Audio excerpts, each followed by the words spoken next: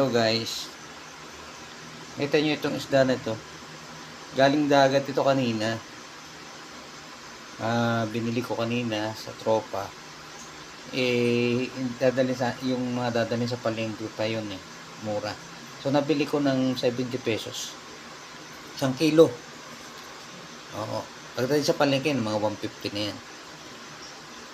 Diba? 120, ganun. Sariwa-sariwa. Ito piprituhin namin. Yung iba naman pinaksaw namin. O di ba? Probinsya pero yung kagandahan sa probinsya medyo murang bilihin ang ulam. Kaya ito dalawang araw namin itong ulamin hanggang bukas. 70 pesos guys, di ba? Di ba? Kaya yun, magsasawa ka sa ulam kapag mura talaga. Yung 100 mo, 200 mo. O kamo na may 500 ka, mamamalengke ka.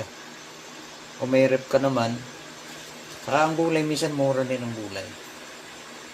Yun ang kagandahan dito. Kahit sa probinsya, yun ang kagandahan. Basta mura ang pagkain, mga ulam. So nakaka-save tayo. O ba? Okay, di ba? Ayan, oh. Sarap. Sariwang sariwa. Okay, sige po. Bye-bye po. Thank you for watching.